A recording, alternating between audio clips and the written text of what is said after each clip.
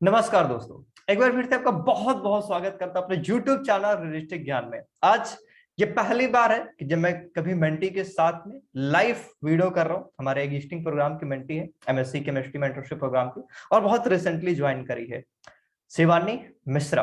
तो बहुत बहुत स्वागत है पहले Shivani. I am really happy to have you on my channel being a mentee. मुझे बेहद खुशी हो रही है कि हाँ, मैं मेंटी के साथ में वीडियो रिकॉर्ड कर रहा हूँ। आज हम आइजर के बारे में बात करने वाले हैं, तो बहुत पहले स्वागत है और बधाई है कि आप सेलेक्ट हो चुकी हैं। थैंक यू भैया। आपने मुझे अपने इस प्लेटफॉर्म पे आने का मौका दिया, तो इस अपॉर्चुनिटी के लिए थैंक यू। और मैंने मैंने कॉन्ग्रेचुलेसन। रियली में आप एफर्ट डाले हो, एक एफर्ट का नतीजा है कि आप अभी आइजर तिरुवनंतपुरम के अंदर जाके पढ़ाई कर रहे होगे, एमएससी वहां पे कर रहे होगे, क्योंकि बीच में आपको एग्जाम एक हुआ होगा। मैंने यूट्यूब पे वीडियो बना के डाला था, बहुत सारे लोगों को पता भी होगी। तो कॉन्ग्रेचुलेसन है उसके लिए, बहुत बहुत बधाई। बहुत सारी बातें कर रहे होंगे इंटरव्यू से रिलेटेड कि किस तरीके से करा है, रिटर्न वाला एग्जाम कैसे क्वालिफाई करा है ना। तो थोड़ा अपने बैकग्राउंड के बारे में बताओ शिवानी, कैसे कहा बैचलर्स वगैरह कैसे पढ़ाई करी हो। तो भैया, मैंने अपना ग्रेजुएशन यूनिवर्सिटी ऑफ इलाहाबाद से कंप्लीट किया है, और लेकिन मेरा होम टाउन बनारस है।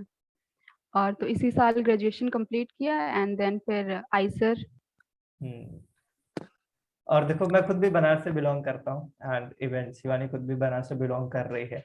अच्छा, ये बताओ आप किस तरीके से पार्ट बने से प्रोग्राम का। चलो इसके बारे में हम बाद में बात करेंगे। पहले आप ये बताओ कि जो एग्जाम दिए थे आइजर वाला, और रिटर्न भी ओ लाइक ऑब्जेक्टिव वाला एग्जाम लिए थे ना, ऑब्जेक्टिव क्वेश्चन वाले, तो उसमें कितने क्वेश्चन थे, पेपर की लेवल कैसे थी, आप कितने क्वेश्चन कर पा रहे थे, कितना टफनेस लेवल आपको फील हो रहा था, कुछ बताओ उसके बारे में। तो टोटल 60 क्वेश्चंस थे और 90 मिनट का टाइम ड्यूरेशन था, और जो पेपर था वो ऑनलाइन मोड पे था। तो आपको घर से ही पेपर देना था, और वहां से जो था विजिलेंस हो रहा था, मतलब अक्रॉस द लैपटॉप। तो उधर से आपका ऐसा कोई चीटिंग और इस टाइप का नहीं था। और आपको आईडी प्रूफ दिखानी थी, देन फिर आपका फेस स्कैन होता है कैमरे से, देन फिर आप पेपर देते हैं। और टफनेस की बात करें तो पेपर में स्टैंडर्ड क्वेश्चंस थे, बहुत ही टफ क्वेश्चंस नहीं थे, और लेकिन एकदम इजी नहीं थे, मतलब मीडियम क्वेश्चंस थे। एंड यही था, ऑर्गेनिक के अच्छे क्वेश्चंस थे, इनऑर्गेनिक के थोड़े इजी क्वेश्चंस थे, एंड फिजिकल के मॉडरेट थे। सबके इक्वल ओवरऑल रहे होंगे, ऑर्गेनिक इनऑर्गेनिक फिजिकल के, लाइक कि 60 थे तो 20-20 ऐसा कुछ, या थोड़ा बहुत वेरिएशन था उसमें। इतना तो भैया रिकॉल नहीं है, लेकिन उसमें कुछ मैथ के भी क्वेश्चंस थे। अच्छा अच्छा अच्छा। तो हम्म। और जो मैथ्स वाले क्वेश्चन थे 12th वाले लेवल के थे, कुछ 10वीं के लेवल के डाल दिए गए थे, फिर कैसा लग रहा था मैथ वाला क्वेश्चन। भैया मेरा तो मैथ बैकग्राउंड नहीं है, तो इस बारे में आइडिया ही नहीं कि क्यों, वो आया कहाँ से 12th लेवल का था कि हाँ। था। फिर मतलब वो मैथ वाले क्वेश्चन उसमें तो कुछ करी थी कि सारा ही छोड़ दी थी, मैथ वाले क्वेश्चन की जवाब हम नहीं कर रहे क्योंकि मैथ से है नहीं है, तो कुछ की थी कि छोड़ दी सारा ही। नहीं, तो दो सेक्शन में पेपर था, तो सेक्शन ए में नेगेटिव मार्किंग नहीं थी, और सेक्शन बी में नेगेटिव मार्किंग थी। तो जिसमें नेगेटिव मार्किंग नहीं थी उसमें सारे अटेम्प्ट किए थे। और अच्छा, क्वेश्चन का जो डिस्ट्रीब्यूशन था कि सेक्शन ए में 20 क्वेश्चन थे, ओके, एंड सेक्शन बी में 40।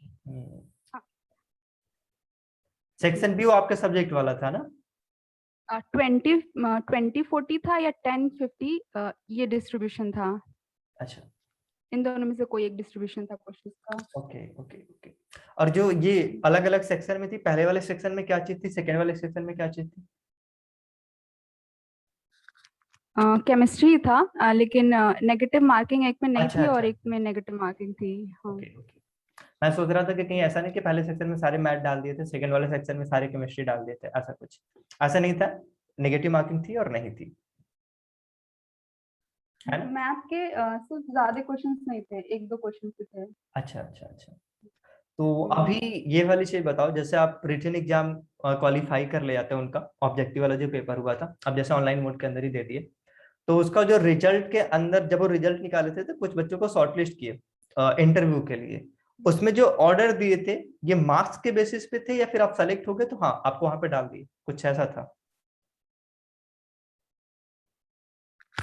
इसका तो क्लियर आइडिया नहीं है भैया, लेकिन आई थिंक वो रैंक लिस्ट ही थी, बिकॉज ऐसा कोई सीरियल नंबर अल्फाबेट वाइज भी अल्फाबेट नहीं नहीं लग था रहा था, उसमें। क्योंकि हाँ हाँ, तो फिर वो सीरियल नंबर किसी का आगे किसी का पीछे, तो ऐसा कुछ क्लियरली उसमें वो नहीं दिखाया कि मतलब इंडिकेट नहीं किया कि ये रैंक लिस्ट है या जो भी है। केवल सारा नाम लिख के आ गया था और वहां पे सीरियल नंबर उसमें डली हुई थी, और अल्फाबेटिकली भी हम्म अरेंज नहीं था कि आप ABCD नाम लाइक दैट।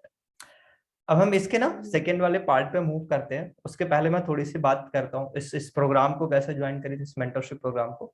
वहीं से शुरुआत होता है आपके इंटरव्यू वाले पार्ट का। आप उसके लिए गाइडेंस वहीं से स्टार्ट करते हो। उसके पहले तो आप BHU DU के लिए ज्वाइन करे थे कि हाँ इसके लिए हमें गाइडेंस मिल रही होगी। बीच में वो तिरुवनंतपुरम वाली भी चीज आ गई थी। तो ये इंसिडेंट कहते हो कि हाँ इसका पार्ट बन पाए इस मेंटरशिप प्रोग्राम का, जो ऑलरेडी हम रन कर रहे हैं। ऑलमोस्ट अभी ओवर होने के हैं, बहुत सारे सेशन हम आपके साथ में करेंगे एज यूजल जैसा मैंने प्लान करा हुआ है। तो कैसे ज्वाइन करें? तो भैया बहुत ही बाद में हमको मालूम चला कि एक मेंटरशिप प्रोग्राम जो भी है, जो एमएससी के लिए मेंटर और गाइड करते हैं। तो हम्म। एक्चुअली हम एचसीयू के आंसर्स देख रहे थे मैथ क्वेश्चंस के, तो उसी के थ्रू मालूम चला इस प्रोग्राम के बारे में। और फिर मैंने ज्वाइन किया, और इसके बाद फिर अभी मैं आपके सामने हूँ आंसर में।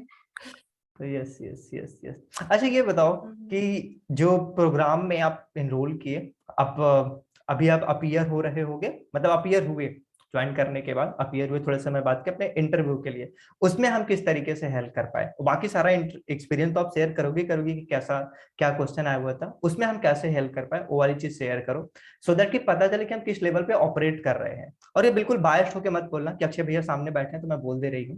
Not like that. मैं ये चीज हमेशा बोलता हूँ कि बायस मत हो जाओ कि अक्षय भैया बैठे तो बोल दे रही। अब हाँ, टू बी वेरी ऑनेस्ट, आप बताओ कि आपको किस तरीके से हमने हेल्प कर पाया, कौन कौन मेंटर आपको हेल्प कर पाए? हाँ, तो आफ्टर इंटरव्यू के लिए जब सेलेक्ट हो गए, तो फिर अक्षय भैया को बताएं कि भैया इंटरव्यू है एक दिन बाद, कल शाम में। तो भैया आपने बहुत सारे लोगों का नंबर शेयर किया, उसमें अंशुमान भैया थे, संकेत भैया थे, स्नेहल दीदी थी, मनीषा दीदी थी। और ये सभी लोग जो थे इंटरव्यू क्रैक करके किसी अच्छे इंस्टीट्यूट आईआईटी में पढ़ रहे हैं, आईआईटी बॉम्बे, आईआईटी कानपुर में। तो इन सभी लोगों से मेरी बात हुई, वो भी फोन कॉल पे, और सभी ने बताया कि कैसे इंटरव्यू में क्वेश्चंस के आंसर देने हैं, क्या बोलना है क्या नहीं बोलना है। अंशुमान भैया ने तो क्वेश्चंस ही पूछे, और स्नेहल दीदी ने बहुत ही अच्छे से एक्सप्लेन किया। उन्होंने कहा कि हर चीज को एक्सप्लेन करो, चाहे आए या ना आए।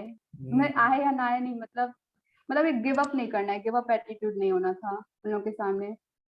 तो सभी लोग ने बहुत मदद की, और संकेत भैया ने भी बताया कि कैसा इंटरव्यू, वो लोग क्वेश्चंस पूछते हैं, क्वेश्चंस के लेवल बहुत बेसिक रहते हैं, संकेत भैया ने बोले। और वैसे था भी, बहुत ही हाई लेवल क्वेश्चंस नहीं थे, कॉन्सेप्चुअल थे। तो हम्म। इन लोगों का बहुत ही कंट्रीब्यूशन रहा है इंटरव्यू में, इंटरव्यू क्रैक क्रैक करने में। अभी मुझे एक एक इंसिडेंट याद आ रही है। जब भी स्नेहल इस मेंटरशिप प्रोग्राम को ज्वाइन कर रही थी बहुत बिगनिंग डेज में, स्नेहल वैसे हमारी मेंटी ही रही है, और मनीषा खुद भी, दोनों हमारी मेंटी हम्म ही रही है। आज उन्होंने क्रैक कर लिया। जैसे ही स्नेहल सेलेक्ट होती है, मैसेज करके बताती है। मैसेज नहीं, सीधा कॉल करती है, मैसेज नहीं की थी, सीधा कॉल की कि भैया मैं सेलेक्ट हो गई हूँ, मेरा बिगेस्ट वाला ड्रीम अचीव हो गया। तो I was like more than happy कि एक मेंटी, जो चीज उसका ड्रीम था कि सेलेक्ट हो जाऊं मैं, आइजर के अंदर मैं सेलेक्ट हो चुकी हूँ। पहले आइजर का वो जो IIT जैम के बेसिस पे होता नहीं इंटरव्यू, उसके लिए। तो हम्म फिर हमें कहा बहुत बहुत कांग्रेचुलेशन उसको। संकेत भैया और अंशुमान भैया हम्म ने बहुत गाइड करा है स्नेहल को, तो she was more than happy. Hmm and जब भी आप शेयर कर रहे थे, एंड और भी स्टूडेंट जो सूरज सेलेक्ट हुए हैं, मधुरा साहा सेलेक्ट हो रही है, नंदिनी सेलेक्ट हुई है, ये सारे वहाँ आपके साथ ही पढ़ रहे हैं, तो ये लोग भी शेयर किए, तो मजा आता है कि ना हमारे मेंटी अच्छा कर रहे हैं, चलो हम कुछ वर्थ वाली चीजें कर रहे हैं, हम जान डाल रहे हैं तो कुछ रिजल्ट आ रहा है, तो अच्छा लगता है। अच्छा, और भी कुछ हम आगे मूव करें। ये बताओ कि प्रोग्राम रियली में लाइक कि वैल्यू फॉर मनी वाली चीज है कि नहीं, क्योंकि हमने ये पेड प्रोग्राम चलाया ना, ये पेड ऐप, इसके लिए पैसे पे करेंगे। तो वैल्यू फॉर मनी वाली चीज आपको फील हो गई है अभी तक में, या फिर नहीं? भैया मेरे लिए तो मोर देन, मतलब वर्थ इट था, मतलब जितना अमाउंट मैंने पे किया है उससे ज्यादा मुझे रिटर्न मिला। तो ये डेफिनेटली वैल्यू फॉर मनी है, यस और यस। वर्थ इट प्रोग्राम है। मतलब ऐसी गाइडेंस आपको नहीं मिलेगी। एक्चुअली मैम 1-to-1 बेसिस पे यदि आपको नीड है, फॉर श्योर हम कॉल कर रहे होते हैं, मीट कर रहे होते हैं, टाइम हाँ, देने का एक multi personal multiple touch need है। रहता है। Yes. हम्म। जिसको आप बोल सकते हो ना कोई है हमें गाइड करने के लिए, तो we are here like that. अब हम मूव करते हैं उस वाले सेक्शन पे, क्योंकि जो भी पर्सन वीडियो को देखने आए हैं उनका ये मेन मोटो है कि हम इंटरव्यू को कैसे क्रैक करें। तो इस वीडियो के थ्रू मैं जितनी चीजें शेयर कर सकता हूँ आपके थ्रू, जो आपने चीजें सीखी है, जो आपने चीजें इंप्लीमेंट करी है उस इंटरव्यू के दौरान में, वो चीजें आप बिल्कुल से बता पाओ, सो दैट कि कोई भी जो अभी अपीयर होंगे इस वीडियो को देखने के बाद बहुत बहुत उनकी हेल्प हो पाए। तो अभी ये बताओ, जब आप इंटरव्यू के लिए जैसे लाइक कि वो पैनल होती है ना जो आपके सामने बैठती है, वहां पे कितने लोग थे, कैसे इंटरव्यू की शुरुआत हुई थी, वो क्या सिनेरियो था, कुछ कुछ बताओ कैसा था।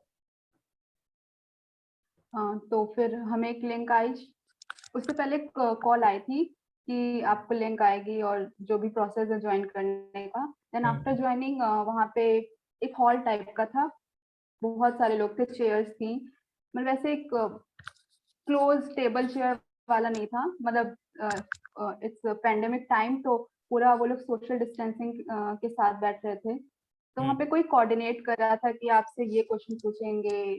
देन फिर पहले कि उनके जो रिस्पेक्टिव एरियाज थे, फिजिकल, ऑर्गेनिक और इनऑर्गेनिक के, तो वहाँ के जो रिस्पेक्टिव प्रोफेसर्स या जो भी कंसर्न टीम थी वो लोग क्वेश्चन पूछ रहे थे। तो आई थिंक मोर देन 5, मतलब बहुत सारे लोग थे, मतलब ऐसे 3-4 लोग नहीं थे, बट एक तो कैमरा स्क्रीन ऑन था, उस हॉल का मिल रहा था, और बाकी लोग था, मतलब ऐसे फेस टू फेस नहीं था। मतलब कि पूरा हॉल था, हॉल में से वो लोग बोल रहे थे और आप पूरे हॉल की रिकॉर्डिंग देख पा रहे थे उस टाइम पे।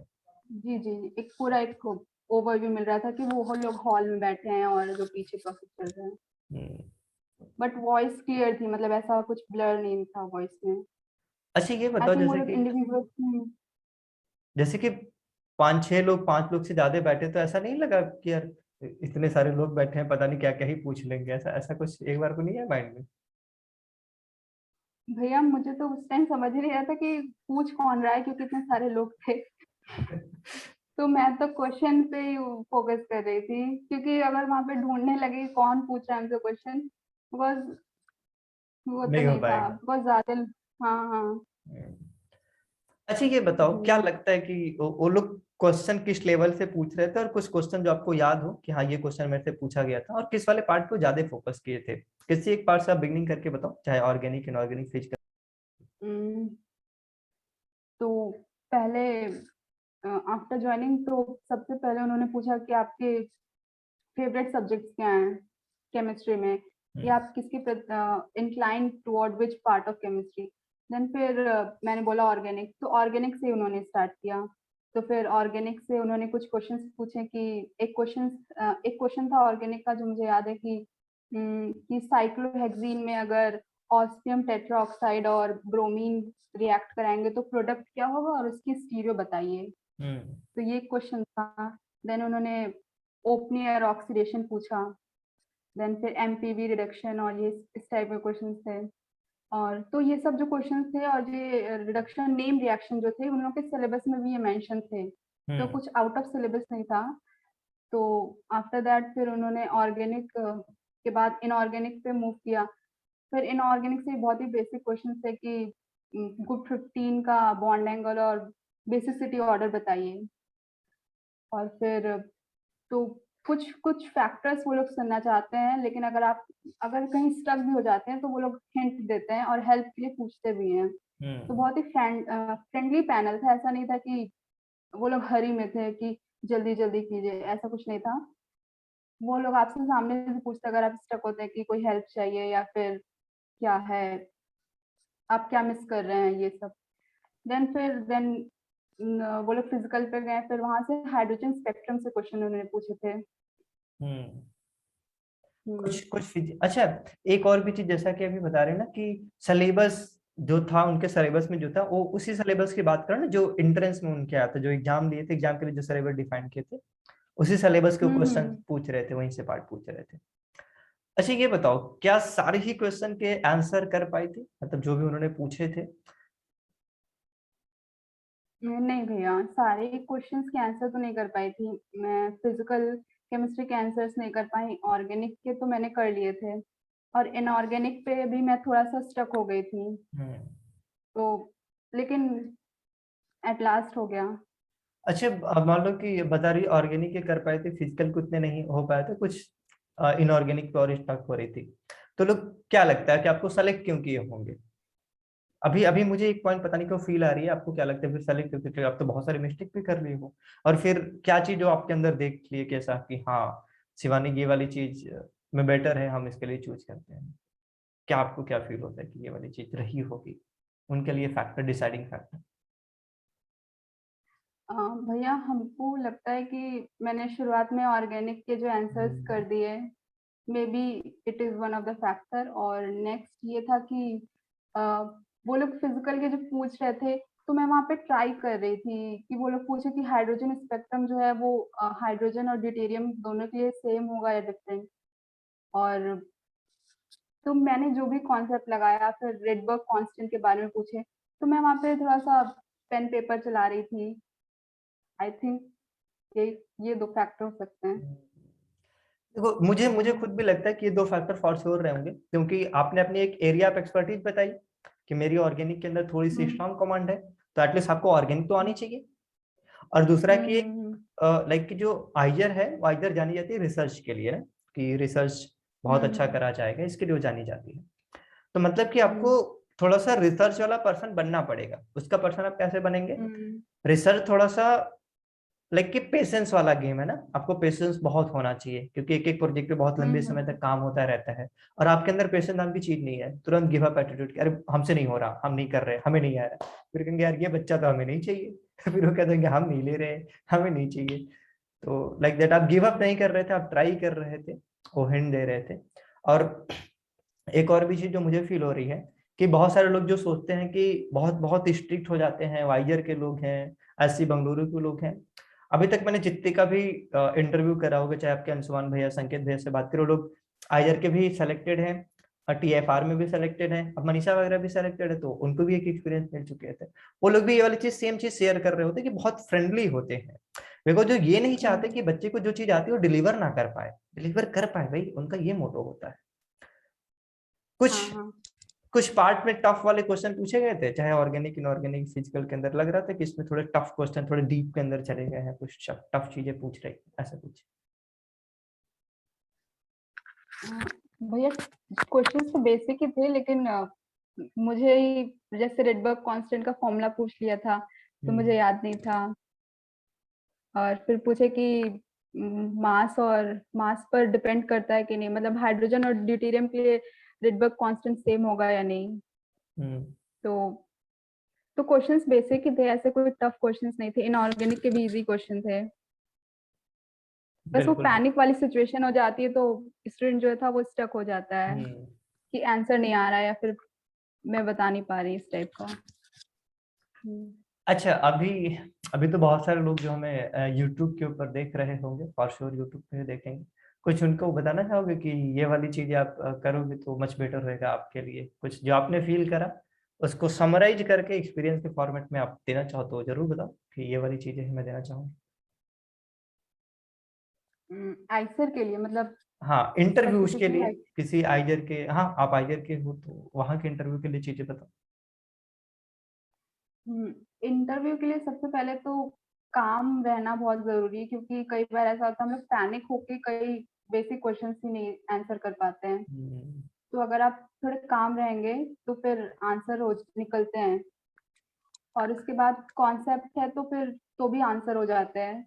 और ऐसा कोई नर्वस और घबराने जैसी जरूरत नहीं रहती है इंटरव्यू में। बस खाली वो आपका जो प्रेशर हैंडल करना और एक पर्सनालिटी टेस्ट, कि आप गिव अप एटीट्यूड है कि नहीं, कॉन्सेप्ट कैसा है, और पूरा स्टेट ऑफ माइंड उस पर्सन का कैसा है कि वो कैसे प्रेशर में, पैनिक सिचुएशन में कैसे डील करता है। तो यही सब चेक होता है। बिल्कुल बिल्कुल। फॉर श्योर आप ये वाली चीजें भी फॉलो कर रहे हो तो आप भी मच बेटर कर सकते हो। थोड़ा सा आराम से कूल रहो, पैनिक मत हो जाओ, और गिव अप मत कर दो तुरंत से, क्योंकि एक रिसर्च वाले फील्ड को आप टच करने जाते हो तो गिव अप एटीट्यूड तो बिल्कुल भी नहीं होना चाहिए। ये फॉर श्योर वाली चीज है। और अच्छा ये बताओ कि थोड़ा सा कंफ्यूज भी थे ना एक पॉइंट पे कि शुड आई ज्वाइन आइजर और नॉट, या फिर मुझे बीएचयू और डीयू के लिए फोकस मार के इधर जाना चाहिए, बीएचयू में आना चाहिए, इस पॉइंट के लिए थोड़ा सा सोच रही थी। तो हमने एक मीटिंग करी थी, मुझे याद है मैंने 40-40 मिनट की 2 बार को मीटिंग करी थी। तो ओवरऑल मीटिंग कितना हेल्पफुल था इसको, इस पॉइंट को चूज करने के लिए। वहां पे मोस्ट ऑफ द चीजें आपके संकेत भैया ने शेयर करी थी, मैं भी पूरे मीटिंग को सुन रहा था, दिल से लग जाता। तो कैसे आपको वाले पॉइंट डिसाइड करने में हेल्प रखनी, मुझे जाना है उधर, और क्या प्लान कर रहे हो आगे कि मुझे ये वाली चीज करनी है? ऐसा होता है ना कि अभी चलो एमएससी करेंगे देन आफ्टर ये, तो कुछ बताओ चीजें। भैया वो जो मीटिंग थी आफ्टर इंटरव्यू के बाद, जो लिस्ट आई सेलेक्टेड कैंडिडेट्स की, तो उसी दिन आपने मीटिंग भी रखी। तो आई थिंक वो जो मीटिंग थी वो बहुत ही बड़ा फैक्टर प्ले की यहाँ पे एडमिशन लेने का, क्योंकि जैसे कि वहाँ पे अंशुमान भैया ने भी बोला था कि हमेशा हायर एजुकेशन के लिए हायर इंस्टीट्यूट ही सेलेक्ट करने चाहिए because they give their best. तो वही पॉइंट मैंने कंसीडर किया, और देन फिर आपने भी बोला कि एक हाई जो हायर इंस्टीट्यूट के जो स्टूडेंट्स रहते हैं उनका एक फाइटिंग एटीट्यूड रहता है, और एक हार्ड वर्किंग कैपेबिलिटी डेवलप होती है, और डिफरेंट थिंग्स मैंने फिर कंसीडर किया कि देन फिर आईएसएम में एडमिशन लिया। तो वो मीटिंग बहुत हेल्पफुल थी। तो कि मतलब आप open to every opportunity type का था कि एक स्टक नहीं कि मुझे यही करना है, देखें और फिर देन डिसाइड करें कि बहुत सारे रास्ते हैं। तो मैंने बस यही सोच के ज्वाइन किया।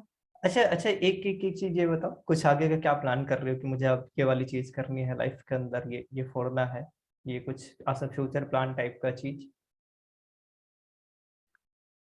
भैया मैंने 2 चीजें डिसाइड की हैं। एक तो गेट में अच्छी रैंक लानी है, जिसके बाद से जो पीएसयूज होते हैं या फिर जो बार के इस टाइप के इंस्टीट्यूट होते हैं उसमें जो पोजीशंस होते हैं, तो गेट के थ्रू ही होता है। तो गेट मेरा मेजर है, और गेट के बाद पीएचडी के भी बहुत से ऑप्शन होते हैं। तो फिर तो ये है, और एक मेरा जियो केमिस्ट का है। Perfect perfect. जैसे कि जियो केमिस्ट वाली अभी आज शिवानी बात कर रही हो ना, तो मैं बहुत जल्दी आप लोग के साथ में एक मीट कराने वाला हूँ। जियो केमिस्ट के एक भैया है सच्चिदानंद भैया, दिल्ली में बहुत अच्छा करके आए हैं। एक गेट और नेट और गेट में भी बहुत अच्छा करे हैं, इवन जियो केमिस्ट में भी बहुत अच्छा कर लिए हैं। और सत्यम सोनी भैया, मैं उनसे भी सत्यम सोनी भैया मैंने वीडियो भी डाला है भैया का, तो उनके साथ में भी इंटरेक्शन करा रहे होंगे। मतलब अपने मेंटर्स को हम जितना बेट्स दे सकते हैं, I am here to do that always and always. Even NET और गेट के लिए भी हम प्लान कर रहे होंगे। अच्छा, एक और क्वेश्चन अभी मेरे माइंड में आया, ये देखो मैंने तो एमएससी तक से नहीं करी है, इवन नाम एमएससी कर रहा हूँ, तो कभी ये फील हुआ कि अच्छे भैया खुद एमएससी करे नहीं है, तो क्या ये हमारे लिए परफेक्ट पर्सन हो सकते हैं हमें गाइड करने करवाने के लिए? बहुत सारी चीजें मैं खुद भी शेयर करता हूँ, बहुत सारी चीजें अदर मेंटर शेयर करते हैं, तो ये पॉइंट ड्रॉबैक वाली लगती है या फिर मस्त है? भैया मस्त है वैसे तो। देखिए, सब अपने फील्ड में एक्सपर्टीज रहते हैं, तो आप मैनेजमेंट और ये पूरा हैंडलिंग करें इस प्रोग्राम का, तो आप अपनी जगह है और बाकी मेंटर्स अपनी जगह है। तुम नहीं, लेकिन मुझे ऐसा कभी नहीं फील हुआ कि ऐसा मैंने कोई अक्षय भैया ने एमएससी नहीं की है तो नहीं ज्वाइन करो इस टाइप का। कई बार लोग ये वाली पॉइंट को कंसीडर कर रहे होते हैं, और देखो मैं खुद भी बोलता हूँ कि I am not expert of chemistry, to be very honest. मैं झूठ बोल के क्या ही कर लूंगा, तो I am to be very honest, मैं एक्सपर्ट नहीं हूँ केमिस्ट्री का। हाँ, थोड़ी बहुत केमिस्ट्री आती है, मैंने बैचलर्स केमिस्ट्री से करी है एक इंडिया के टॉप मोस्ट इंस्टीट्यूट बीएचयू से, तो थोड़ी बहुत केमिस्ट्री मुझे आती है। बट जो इंडेक्स वाली नॉलेज होती है वो आपके सब्जेक्ट मैटर एक्सपर्ट जो अंशुमान भैया है, संकेत भैया है, चाहे स्नेहल हो गई, चाहे मनीषा हो गई, इवन कई सारे बच्चे अब जो बेटर कर लिए, सौरभ बहुत अच्छा करे हैं, सौरभ से कई सारी चीजें हम गाइड करवा रहे होंगे इन द अपकमिंग डेज। और वो कभी ना नहीं बोलते हमें, मतलब हमारा कोई भी मेंटी है, हम इतनी जान डाल देते हैं चीजों को करने के अंदर, लाइक दिल से निकाल के हम गाइड कर रहे होते हैं कि हम जितना हमें आता है सारा कुछ हम गाइड कर दे रहे हो। तो मेंटेज भी जब लगन के साथ में सीख रहे होते हैं, तो अब हम कोई चीज करने को बोलते हैं कि आप ये वाली चीज करो, तो कभी भी कोई मेंटी हमें ना नहीं बोलता है। मैं बोलूंगा ये वाली चीज करनी है, इवन मैं उसके लिए उनको कोई पेमेंट तक से नहीं करूंगा कि हाँ मैं आपको कोई पेमेंट कर रहा हूँ, still they are ready to do that, क्योंकि हम इतनी चीजें उनको डिलीवर कर देते हैं कि कभी फील ही नहीं होता कि हाँ भैया हमारे साथ कोई धोखेबाजी कर रहा है, कुछ गलत कर रहे हैं, नेवर एवर। तो I believe in over deliver, कि हम जितना प्रॉमिस करें मच मच मोर दे दे अभी, और मैं ऐसा बिलीव करता हूँ कि आप आगे भी और अच्छा करोगे। जियो केमिस्ट के अंदर, इवन गेट के अंदर। तो मुझे और मजा आएगा कि मैं दोबारा वीडियो कर रहा हूँ इवन अपने रिपीटेड मेंटी के साथ में, है ना, तो मजा आएगा। तो फिलहाल के लिए वीडियो को यहीं पे ओवर करते हैं, है ना शिवानी? यदि कुछ चीज बतानी है तो आप बताओ कि कुछ चीज और भी मुझे बतानी है। इफ आई से समथिंग तो जरूर से बोलो, कुछ भी जो भी कहना हो। भाई हमने तो सारी चीजें कवर कर ली ऑलमोस्ट, लेकिन बट आपने जो हेल्प की वो तो मतलब थैंक यू के, मतलब थैंक यू भी छोटा शब्द है कि मतलब इंटरव्यू में इतने सारे लोगों का कांटेक्ट दे दिया, मतलब जिनसे हम लोग कभी कांटेक्ट भी नहीं हो पाता, तो इन लोगों का गाइडेंस मिलना तो बहुत बड़ी बात हो गई।